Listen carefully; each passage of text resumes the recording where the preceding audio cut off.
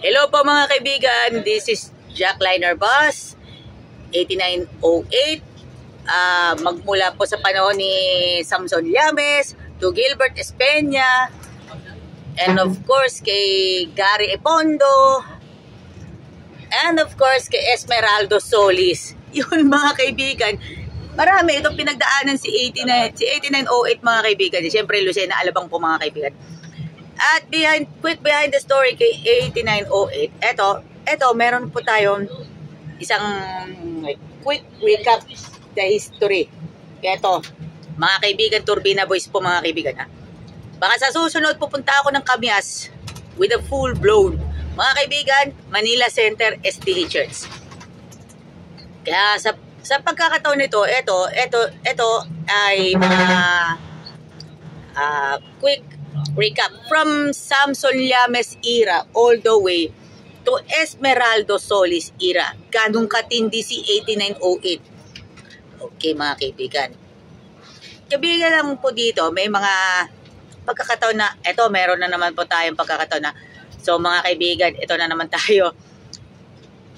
Kailangan muna tayong kumain ng hapunan mga kaibigan, mga friend. Ito na yan Kasi kumain muna tayo ng hapunan sa Santo Tomas. Siyempre, nanggaling ako po sa mga pinsan ko. Okay mga kaibigan, shoutout muna tayo kay Jennifer Apura Malana, kay Christina Apura, and of course kay shoutout kay Conductor Abrenica, and then of course yun si Raven Rogelio.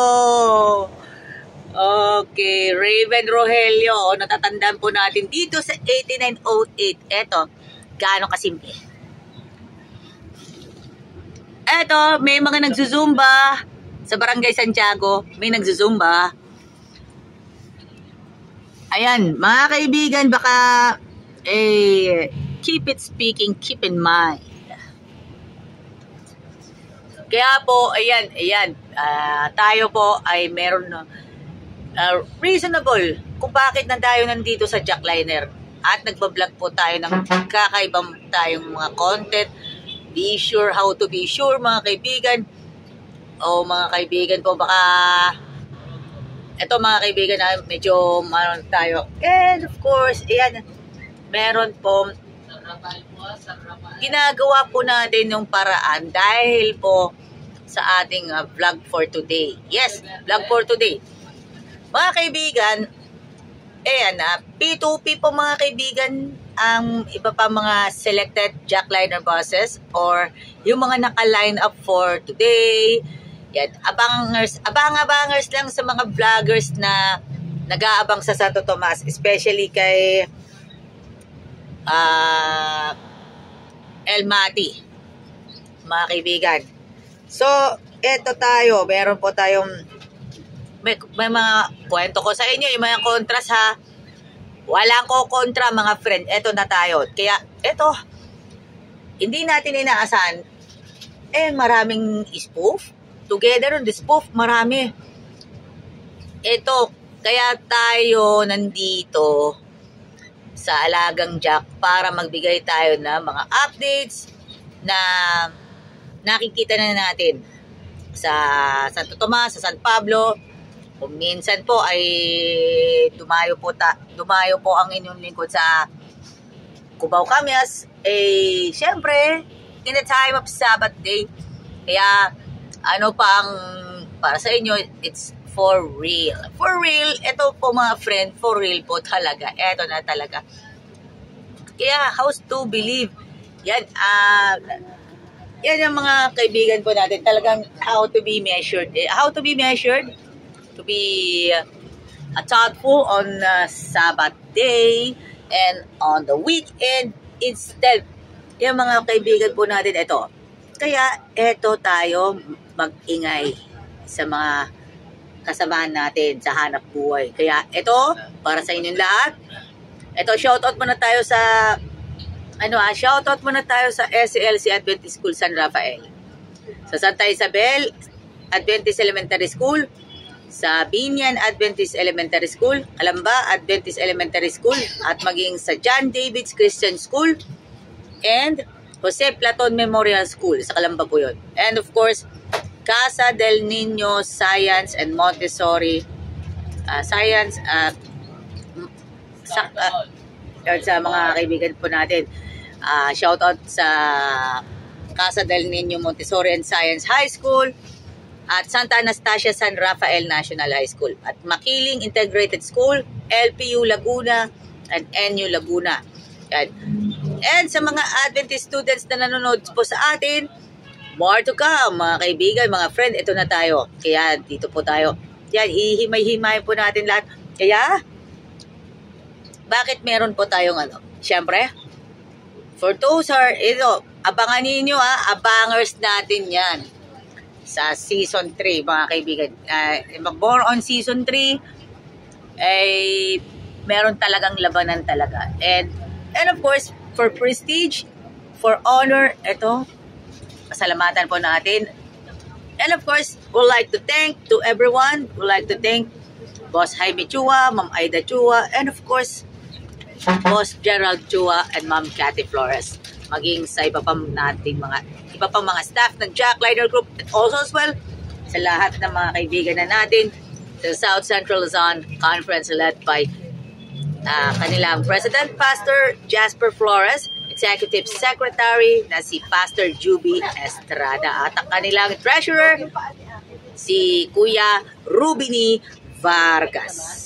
Thank you. Mabuhay po tayong lahat. And kay Kuya Joseph Ebalde, Boss CJ Marie. At syempre, shout out na pala sa Artisan Square. Thank you. Have a nice one. Part 2. Para ready na po. Part 2. Yan po, mga kaibigan.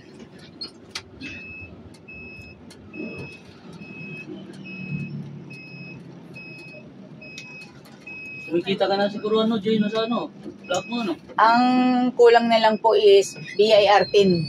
Oh, ba't hindi ka nagkuha? Buwan nung may mga ibang mga requirements. Yan, kaya po yung iba. Sayang kumikita ka na dyan. Kailangan kasi may kasama na, may requirements. Kailangan may magpasama din. Yan, dito na lang muna. Para mag-ready na ako para bukas. Yan. Thank you po. Yan. Oops. Go you. Thank you. Op.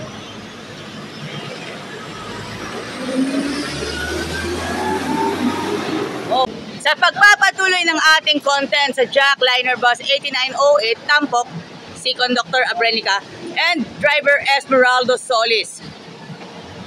Kaya, ano pa ang hinihintay nyo? Sakay na! Alam na this! Nagbabalik po tayo sa ating content. If tinalakay po natin ay sa mga alam naman natin sa loob at sa labas. At syempre, it looks to be how to be content. Yes, mga kaibigan. Kaya dapat maging masaya po tayo sa lahat ng ating mga ginagawa na natin. Yes, at pagpupunyagi para sa inyo ito. This one is pure highly representing. This is the Jack Liner Group of Bus Companies. Ang mother company po ay ang Jack Liner Incorporated.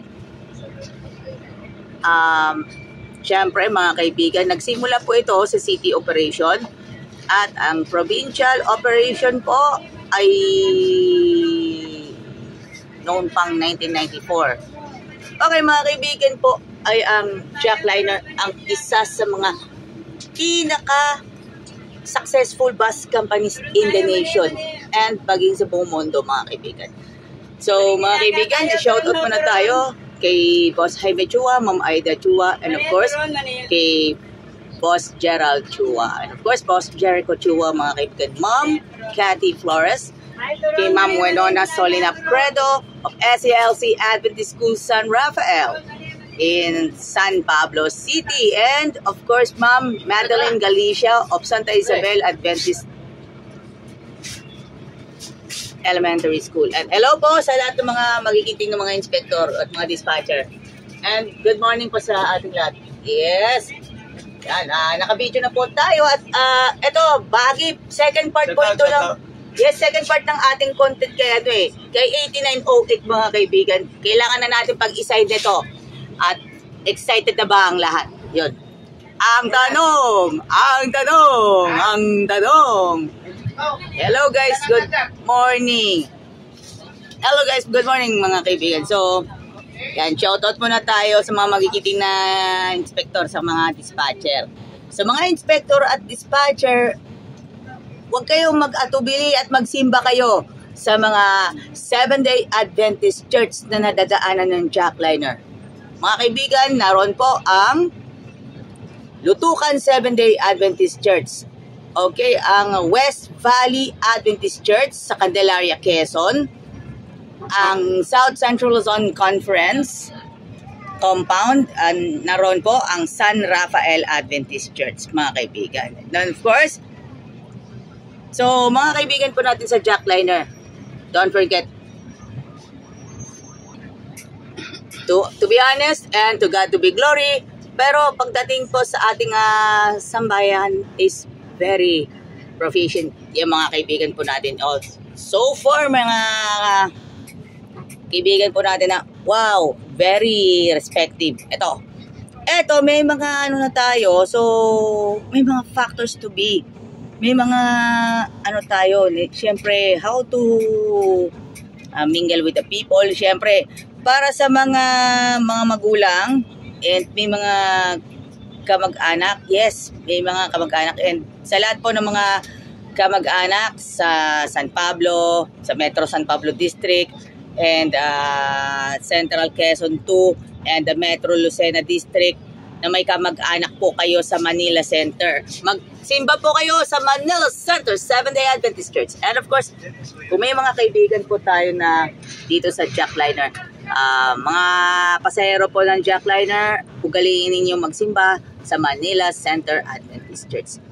And for those are in the Lucena, Alabang territory of jackliner, magsimba po kayo sa sa Seventh-day Adventist Church, Muntinlupa Central Seventh-day Adventist Church. Kasama na po ang Sun Valley Seventh-day Adventist Church and Signal Village Seventh-day Adventist Church. Well, hanggang dito na lang po ang ating vlog. Maraming salamat po sa inyong lahat. Pagpalain po tayo ng pong may kapal. May you have God bless. Kaya shout out muna tayo kay Kuya Parvenio Tarega. Thank you very much. God bless us all. At shout out nga pala sa Artisan Square. Lahat po ng branch ng Artisan Square nakatutok po sa atin. Thank you. What merit takes? This how to be a safe. Ito ang testimony of the jackliner bus, especially in the bus number 8908, Lucena, Alabang route. Mula po sa panahon nila Samson Llames in the OG form, from the OG form of Samson Llames to Gilbert Espeña, to Gary Apondo, up to Esmeraldo Solis. Ito, behind the legacy, this is the jackliner bus 8908. How matters what comes here in Alagang Jack. Originally was a part of the Lucena LRT Buendia back in 2013. Currently in the Lucena Alabang route today.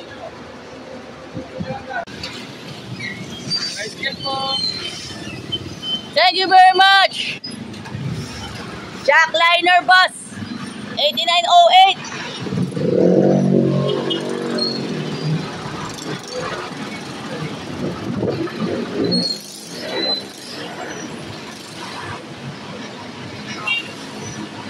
Making waves, an ultimate dream. Just as certified.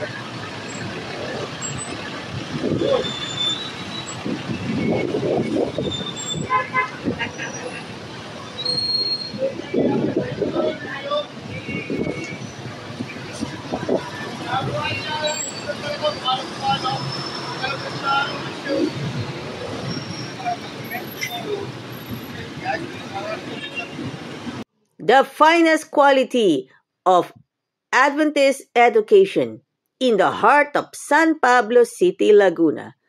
SCLC Adventist School Incorporated, San Rafael. Enroll now at SCLC Adventist School, San Rafael, to enjoy the best quality Adventist education. Idols Fitness Gym, located at M. Leonor Street, San Pablo City, Laguna. Gym na tayo, only here at Idols Fitness Gym. Ito yung dating label at itong bagong label. You heard it right. Same taste. Iisang brand lang ang ating hinahanap-hanap-hanap. Siyempre, one and only Country Veggie Foods. Tara, let's kain na sa Veggie Yum, located at 240 Maharlika Highway, Barangay San Rafael, San Pablo City, Laguna, malapit sa SM City, San Pablo. Alagang Jack is getting ready for Harvest 2025.